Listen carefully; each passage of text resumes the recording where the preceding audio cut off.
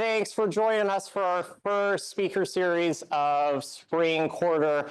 I'm Xander Albertson, and I'll be helping moderate these events. And I'm excited you're here today for our first speaker, Dr. Mark Neff, a professor of environmental studies here at Western. And I'm going to turn it over to Mark without further ado, with special thanks to the College of the Environment and the Alumni Association for making these talks possible. Yeah, let me whatever you think is appropriate. Beautiful. Hide this in here. Let's go with back pocket. Okay. Hi, everybody. Thank you for having me. Thank you, Xander, for organizing and inviting me to this. As Xander said, I am a professor of environmental studies here at Western. My particular subject area is science and decision-making, right? So I'm looking at how science works in a democracy in terms of how we utilize science to inform decisions, but then also how we as a democracy might want to govern science to ensure that we're getting out of it the most that we could. Title of my talk today is Epistemic Chaos, Science and Democracy in a Post-Truth World. We're going to be looking mostly at COVID today because it's a pretty unique case study in that there aren't a lot of varied value structures one would think at play. Nobody was pro-pandemic, right? So it simplifies a lot of things by looking at this as a case study, as opposed to many other public policy realms where it's a lot easier perhaps to talk past each other.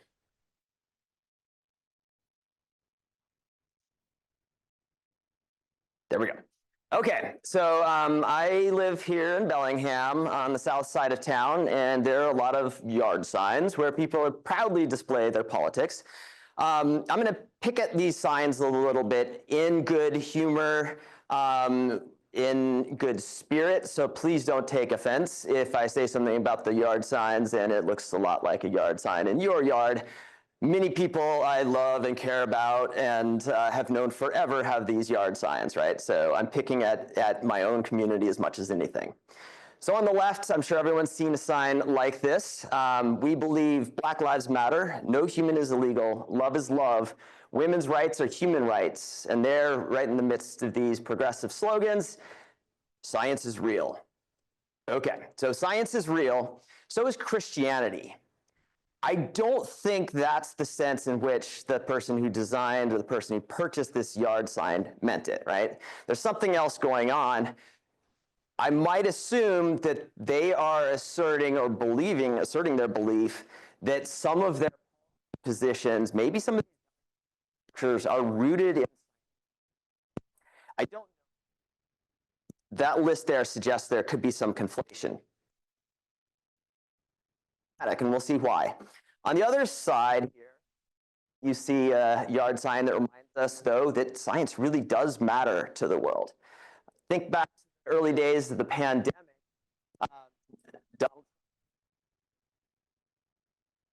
That's what we need science for. Okay.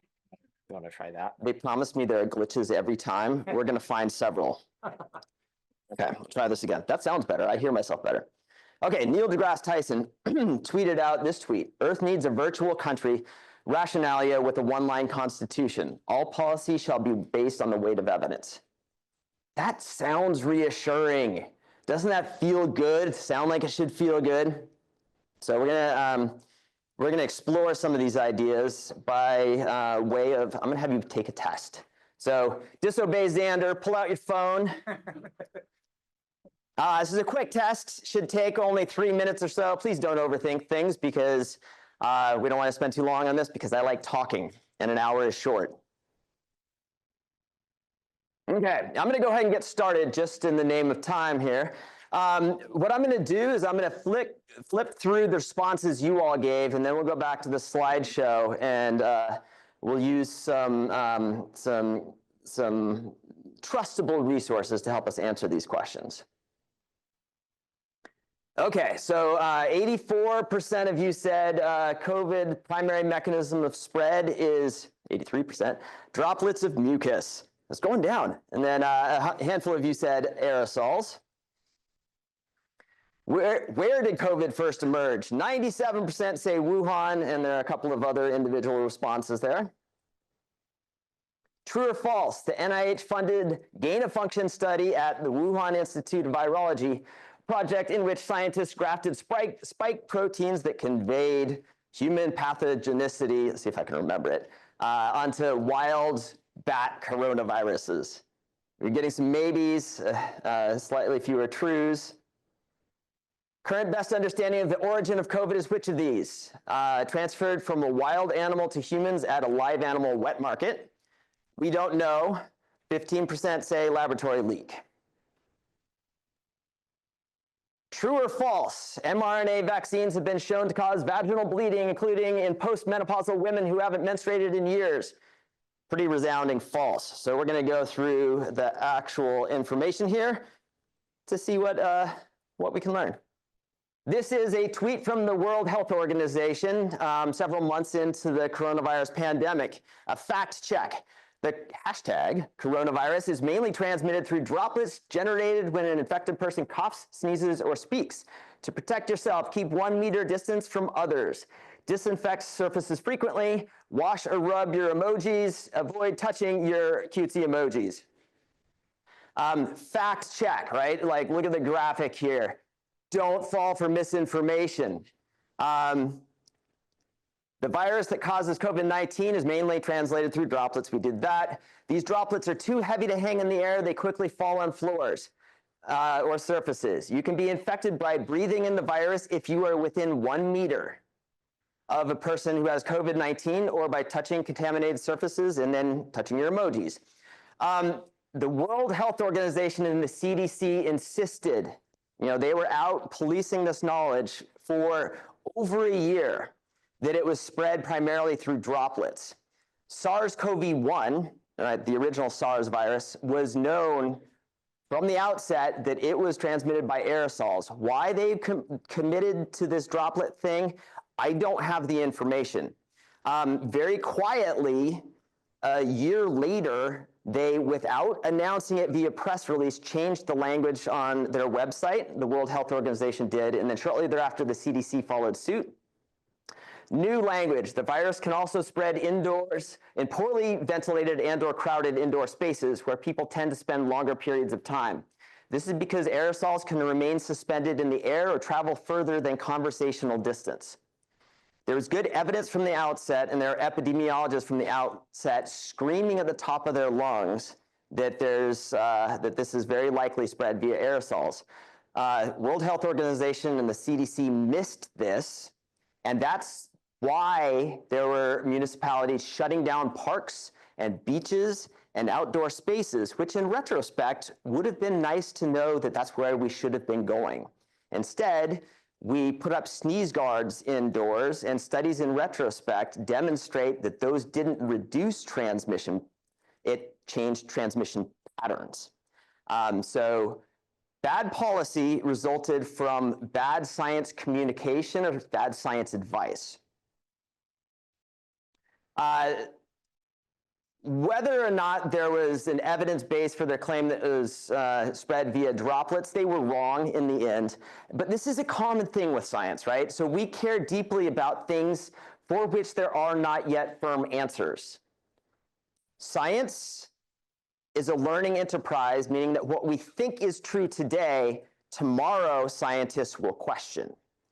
But in the policy realm, we need answers, right? So this is, I have a handful of lessons for us today. Lesson number 1, science is dynamic. Society expects answers. Did the US National Institutes of Health fund gain-of-function research on coronaviruses in Wuhan? This paragraph here is straight out of a news piece in Nature magazine. Nature magazine being one of the most respected scientific journals there is. Debate over that question got heated at a US Senate hearing in July 2021 when Senator Rand Paul, Republican of Kentucky, and Anthony Fauci, director of the National Institute of Allergy and Infectious Diseases, which is part of the NIH, went head-to-head over a 2017 paper by scientists at the Wuhan Institute. NIAID had supported the research through a New York-based organization called EcoHealth Alliance.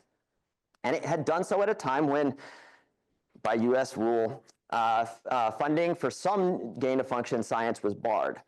The authors in this 2017 study genetically grafted spike proteins, the viral key that grants access to mammalian cells from 8 different naturally occurring coronaviruses onto another coronavirus from the wild called WIV1. They found that these new creations in lab dishes can infect monkey kidney cells as well as human cells through the same gateway, the widely expressed ACE2 receptor that is used by SARS-CoV and SARS-CoV-2. The answer to that one, oh, it would appear to be a yes. Dr. Fauci insists that this wasn't gain-of-function research.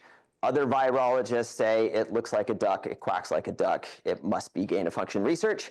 So I'm going to go with a maybe on that one for the correct answer. Okay, but that matters, right? Because of this next question. How did people first get exposed to this virus? Wet market transmission or lab leak? Nature Medicine, a sister journal of Nature magazine, came out with this paper, or authors came out with this paper in Nature Medicine in March of 2020, so this is very early. Top-level epidemiologists, virologists wrote this paper and concluded, our analyses clearly show that SARS-CoV-2 is not a laboratory construct or a purposefully manipulated virus. We do not believe that any type of laboratory-based scenario is plausible. Case closed. Until the House of Representatives, an oversight committee there, subpoenaed emails between these authors and Dr. Fauci and Dr. Farrar, who is the chief scientist of the World Health Organization. It turned out Dr. Fauci and Dr. Farrar were pressuring these authors to write this paper and conclude that there is no way it could have been from a lab leak. And there are emails that say they were doing this because they were concerned about a public backlash if there were a possible lab leak. So you start to see here, a lot of this stuff looks a lot like conspiracy theories that are out there on the internet. This is subpoenaed emails that are present in the congressional record. These are not fake. These are not fraudulent. They were discovered by Republicans who are convinced that there's a conspiracy at play in the federal government, and they found what looks like one. The authors themselves didn't believe the findings, and yet that's the paper that came out.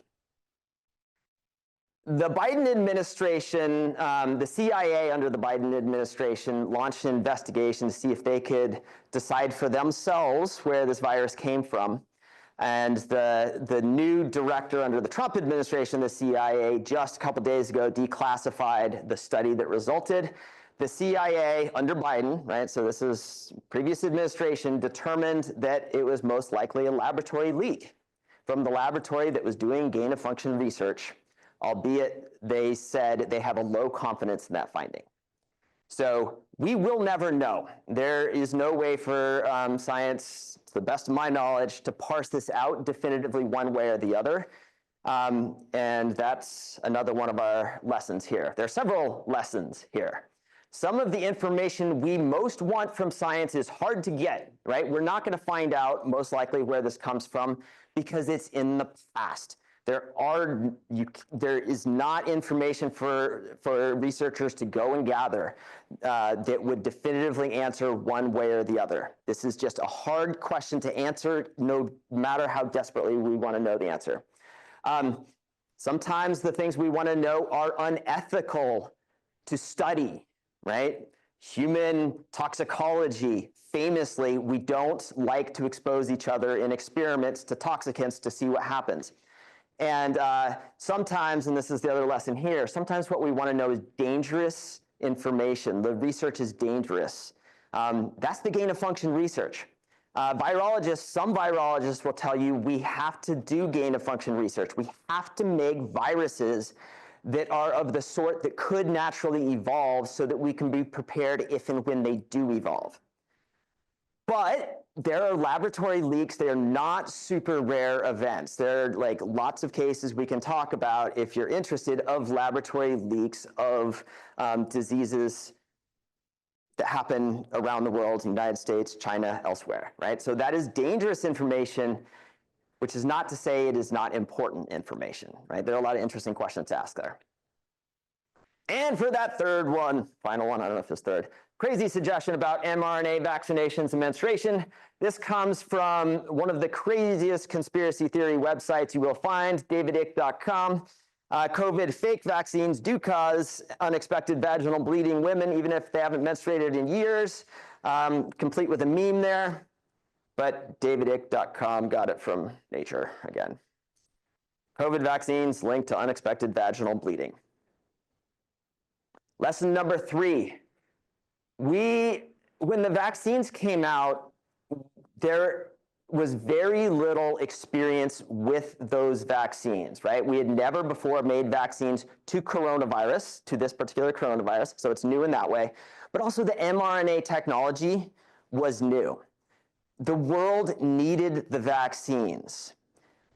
But when there were scientists and pundits saying these are safe and efficacious, we honestly didn't know. The world had, by the time they were approved, the world had maybe a couple of months' experience with a small number of people who had had them.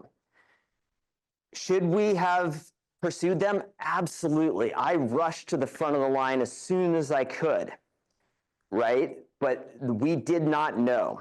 There could be, in the future, I'm not going to say it's likely, probably not, there could be additional side effects that we learn about through time, right? So the third lesson, we have to act with incomplete knowledge. That's the state of the world, especially when there are these crises that we encounter.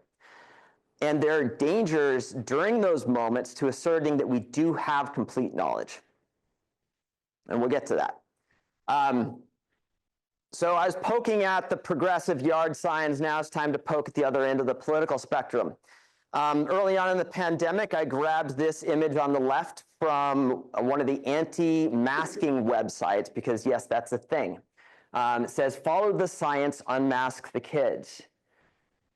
What the heck are they talking about? Masks helped prevent spread. It's true. That's not the only question you can ask about masks. And there were experts also going on national media outlets saying, if we do this, children will fall behind in their acquisition of language, in their social emotional learning. And in retrospect, you can study it, and scientists have confirmed children in areas where there's long-term masking policies fell behind on their acquisition of language and in their social emotional learning. Language has a lot to do, learning to speak has a lot to do with seeing people's faces, seeing how people make the sounds. Learning how to engage emotionally requires being able to see people's expressions, right? And so it is not wrong to say that there are trade-offs at play. Again, I'm not coming down on the side of yay or nay, but we have to acknowledge that there are always trade-offs. And we live in a world where we have enough scientists of diverse stripes that people are documenting those things, and that's a blessing. That is a good thing that we have that information, but it undermines the idea that any of us has the scientific knowledge that settles what policy should be. This little Twitter battle. Why Twitter? Because apparently that's how we communicated until it became X, and I don't know what to call a Twitter battle on X. Joe Biden, who was then candidate, said, we need a president who believes in science, announces it on Twitter. Feel good. Lauren Boebert, noted conspiracy theorist from my home state of Colorado, self-acknowledged QAnon adherent, responds, which scientists? The ones who are saying that we should reopen America or just the ones approved by the Dems? QAnon conspiracy theorist has a more nuanced understanding of how science works in the world than does the guy we elected shortly thereafter. Oh, lesson number 4, science does not prove you or me right about many of the things that matter most to policy. The sciences, note the plural, reflects the diversity of questions that we ask about a very large and complicated world. We get a lot of different factual bases that we could be utilizing. And yet, here we are. I don't mean to suggest otherwise. Vaccines really, really matter. They work. They have changed the world for the better. Severe polio. This is from Nature. Yeah, I went crazy on Nature for this presentation. Polio vaccines prevented an estimated 29 million cases of polio, including millions of cases of a severe form called paralytic polio between 1960 and 2021. So these are global numbers. Timeline starts on the left, 1950, and between 1950 and 1970, the world was fluctuating between 4 and almost 8 million cases of paralytic polio. I'm sorry, that's between 4 and 8 per 100,000. So the number's a little harder to infer, but it's a huge scale of a problem, right? And then there's a pretty steady decline from the mid-1950s onward, which is when vaccines became available for polio. This changed and saved lives, countless lives. The gray line is what modelers anticipate would have been the case absent the vaccine, right? So this really, really matters. And yet, because we live in a world that is messy, people are not wrong to worry about vaccine safety. In April 1955, more than 200,000 children in 5 Western and Midwestern US states received a polio vaccine in which the process of inactivating the live virus proved to be defective. Eventually caused 40,000 cases of polio, the vaccine did, and left 200 children with varying degrees of paralysis and killed 10. This is 1955. We no longer use live attenuated polio vaccine here. We just, the world says if you're not in a wealthy country, that's what you get. So it's still being used elsewhere around the world. The polio vaccine in this country is much safer than this one, right? But if you are someone who's nervous about a vaccination, go online. You don't have to find misinformation or disinformation. History has plenty of examples of when things have gone wrong. Not least of the things that you will find online if you look for polio and vaccines. The polio that's going around the world today is vaccine-derived polio. Wild-type polio is extinct, I think, as far as scientists know. This little paragraph here is about what's called a live attenuated virus. So they take polio virus and they damage it so that it can't replicate in the human body, but you still have the immune response. When you use live viruses, it makes it a weaker virus. Those viruses themselves can still replicate to some degree and can evolve still, and they can evolve the virulence of wild-type polio. And so that's what happened. If you go researching online, you will find that the polio that's out there is derived from vaccine. Do you have a quick question?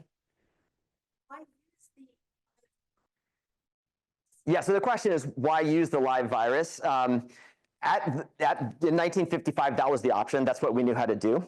And elsewhere around the world, it's cheaper, right? So if you do things on the cheap,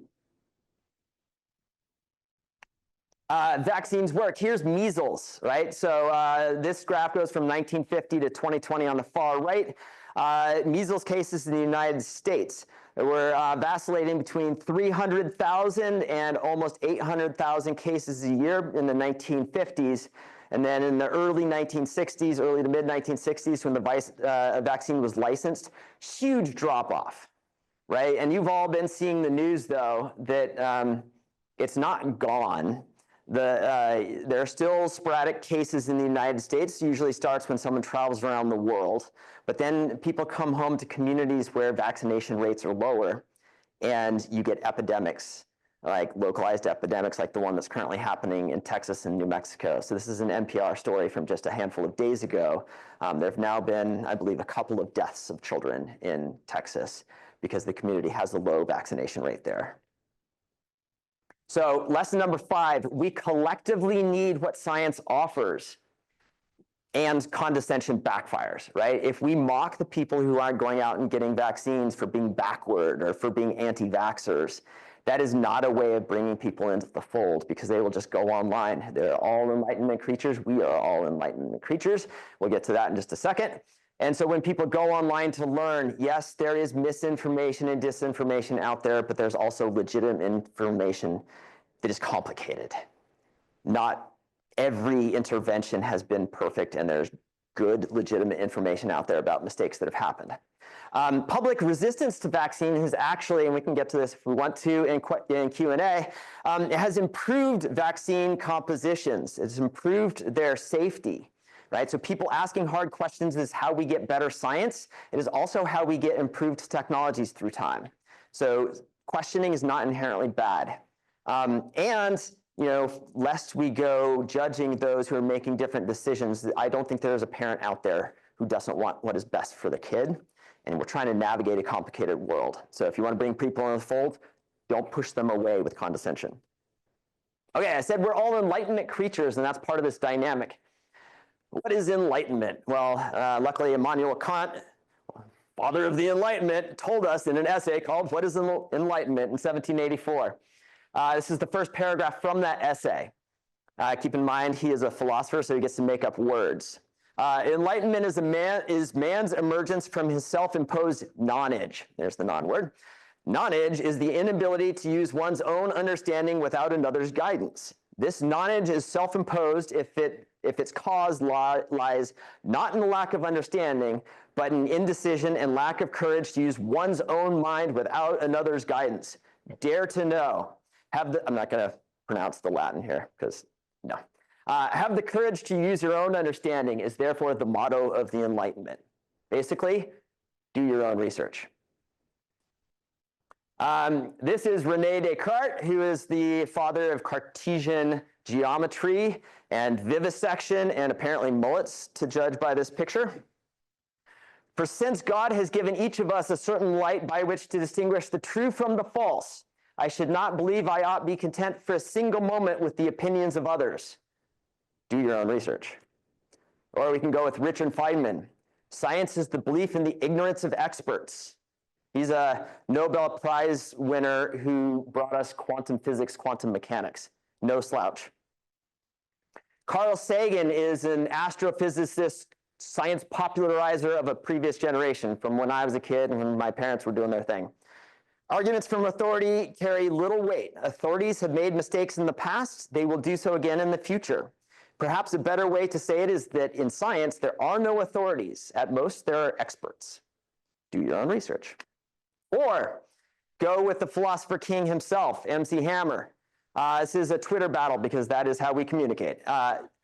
Someone tweeted out, "Science is truth, philosophy is flirting with ideas," and MC Hammer replies, "You bore us. If science is a commitment to truth, shall we cite all the historical non-truths perpetuated by scientists? Of course not. It's not science versus philosophy, it's science plus philosophy.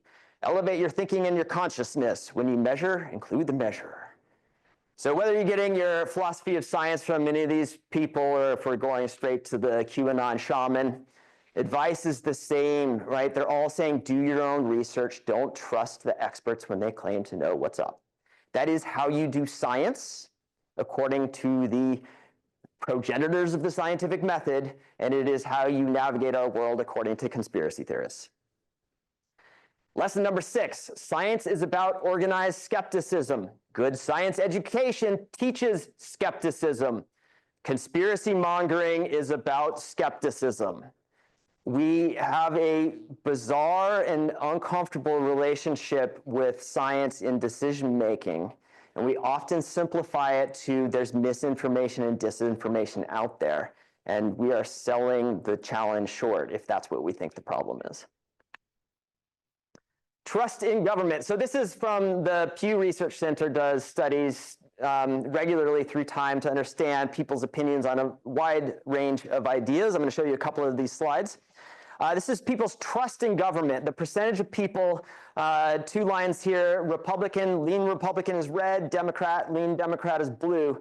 Percentage of people of those types who say they trust government to do what is right just about always and most of the time.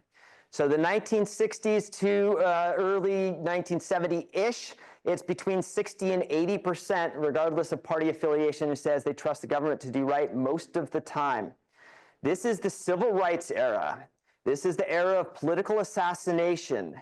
This is the era of like fear-mongering, and McCarthyism is not that long ago. We're intervening in Southeast Asia out of fear that the commies are going to take over the world, and we trust government. There's a lot going on, and we trust government. That has declined precipitously since that time to contemporary. The last couple of presidencies, we've been hovering well below 40% for both parties, even when your party is in the White House.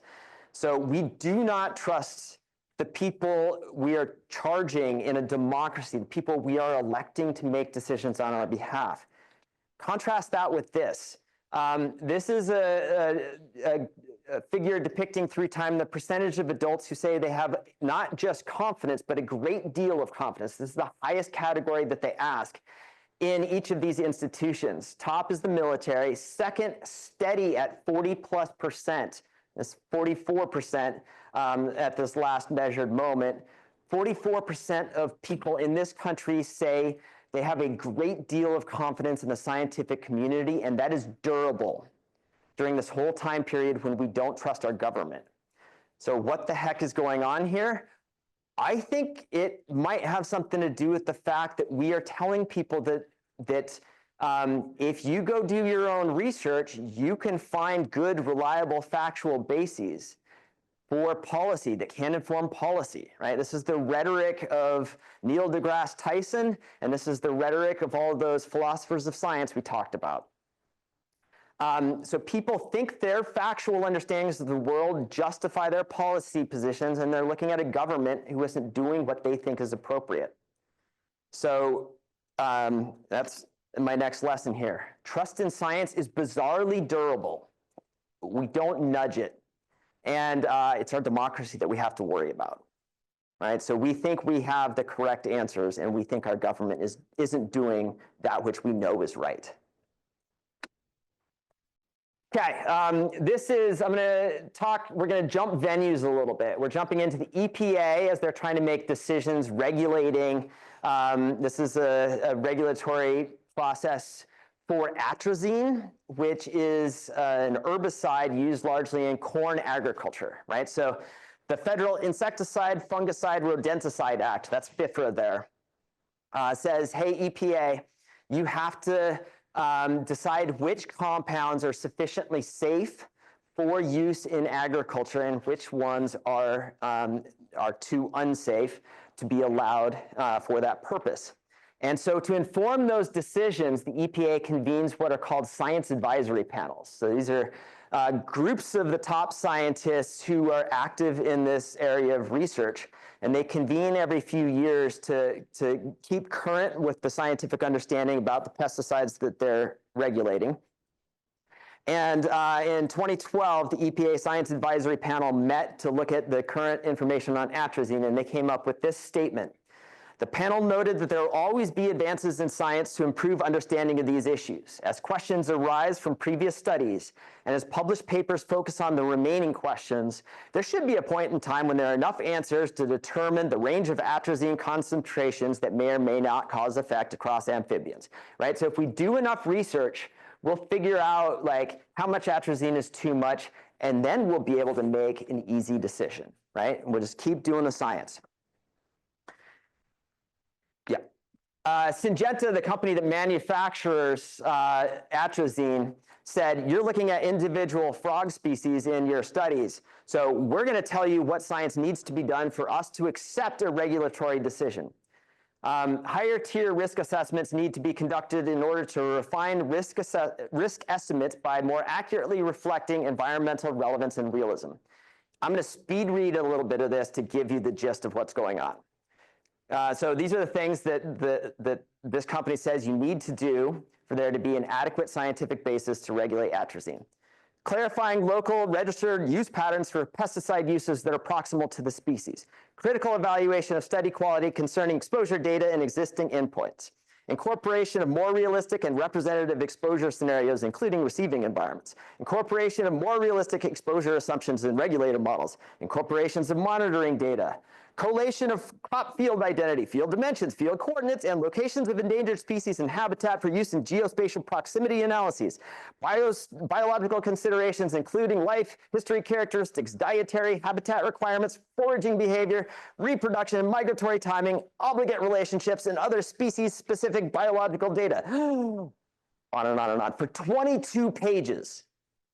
The scientists said, we'll do the research, we'll know the answer, then we regulate. And Syngenta just like said, yes, please, we'll tell you what you have to do before we accept regulation. And they did this in a public comment, which the EPA is required to respond to in making their regulatory decision. 22 pages. To quote another musician here, Shirley Bassey, and the propeller heads, just a little bit of history repeating. In 1987, the National Academies of Sciences got together to create a report on lead exposure in children to help inform regulatory decisions on lead. They said, we can't wait till we have certain knowledge to regulate, but they said at that point, incomplete knowledge on many topics has precluded even a crude cost-risk-benefit analysis of options.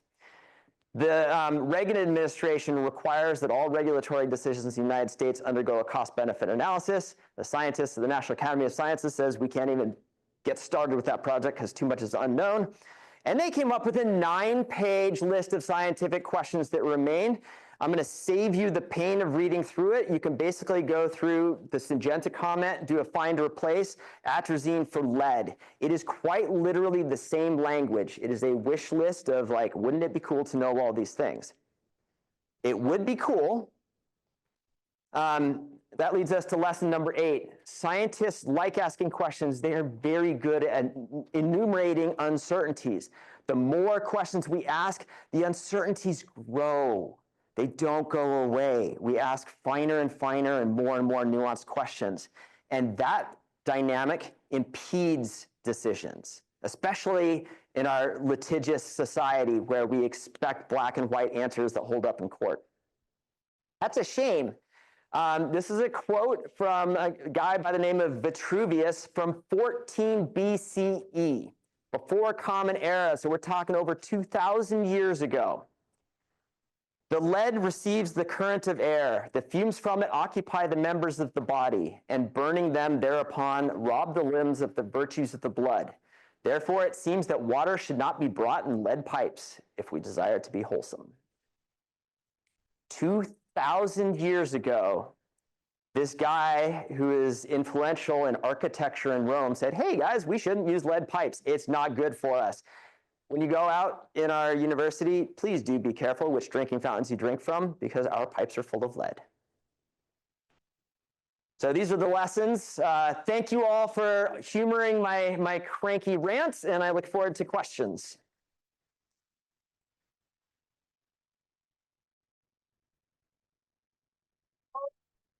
Got the balance of time till 5:20. We'll take a few from the room. Mark can call on folks, and then we'll get to a question or two from Zoom. Please be concise. Take it away.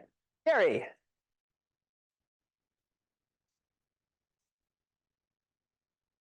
Gain of function, right? So many of the, so coronaviruses it's a category of viruses that I think at least many of them exist in bat populations.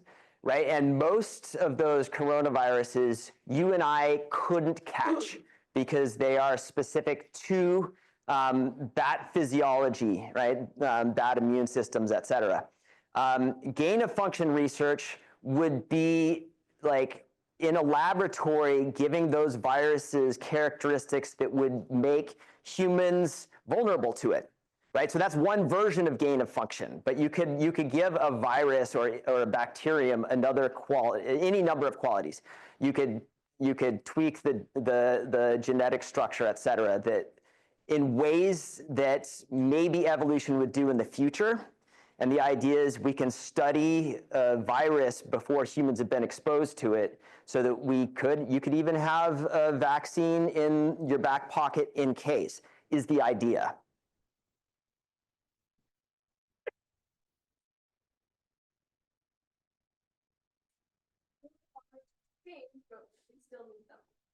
Want to repeat that? Yeah, oh yeah, thanks. How do we incorporate science that is always changing into decisions that we have to stick with for a while, right? So policy is a commitment to a decision.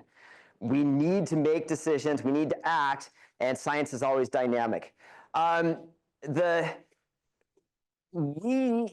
This is another inheritance from the Enlightenment, the idea that there are right answers and that we need right answers in order to act. That is not how many of our most pivotal decisions have come about. We banned cigarettes when there was a ton of uncertainty of like how dangerous. Yes, we know it's dangerous. We know cigarettes were dangerous, and the way that happened was not, the federal government said no more smoking. What happened was individual communities, individual restaurants and bars said, hey, people don't like this, we're getting rid of it, right? And so incremental, small-scale decisions made it incrementally easier for a city to ban smoking in restaurants, or for a state to do something similar, right? So little steps make the bigger steps less daunting. And there are good examples in many aspects of policy where that dynamic has occurred, like little bites of the apple make the overall easier. There are many aspects of our life, like the lead situation, right? Like based on first principles, we know that heavy metals are bad for the body. Do we have to wait until we've characterized the lowest possible amount that we can measure, that we can document and impact? Or do we say, it as a category of things, heavy metals don't serve the human body well, let's try to not use it in our built environment, right? So we can make decisions without certainty, and that gives space for scientists to do their questioning, because that is important, but we don't have to wait for the answer before we act. Does that help? Okay, I'm gonna go with an online question. What's your approach to mending already polarized groups? What's my approach to mending polarized groups? That's a really good and really big question, whoever that was online. I honestly think that part of it has to come from institutional humility and like political culture humility. It is super easy to demonize those we disagree with. If I'm a secular person and I'm engaging someone with deeply held religious convictions, it's really easy to other, or vice versa, right? And we forget that like we all have our worldviews. They are all partial and they're all wrong. Like I'm pretty sure I'm right about most things, and I guarantee you there are plenty of things I don't know about the world where I'm flat out wrong, but I'm pretty convinced I'm right. So if we engage each other with the humility that like that person who has different values, different cultural orientation, and votes for the wrong team might have something that I can learn from, I think that's a big part of it. And if we do that on an institutional level, where we acknowledge in our political venues and in our administrative agencies that it doesn't all come down to hard and fast factual knowledge from science, we open up space for a concerned parent to say, hey, vaccination scheduling, is there anything that might be done? Because the thought of giving my kids 6 jabs in one go when my kid screams for hours afterward, I don't like it. Is there anything that could be done? And the institution offering the advice to families might itself learn from people's legitimate concerns. So that's a quick and dirty answer. That is a huge and very important question that I don't pretend to know the whole answer to. As far as science, how do you know about truth when it appears everyone's lying, or there's always lies being told by the public, social media, news? How do you know what's real when everything is a lie? Going online, how do you know what's real when everything is a lie? That is also a huge question. I also think it's a little bit of a distraction, because history is messy enough that if we want to talk about laboratory accidents or vaccines gone awry, or if we're sticking with these health examples, real history is that complicated. A lot of conspiracies today are about like government activities that are criminal in nature.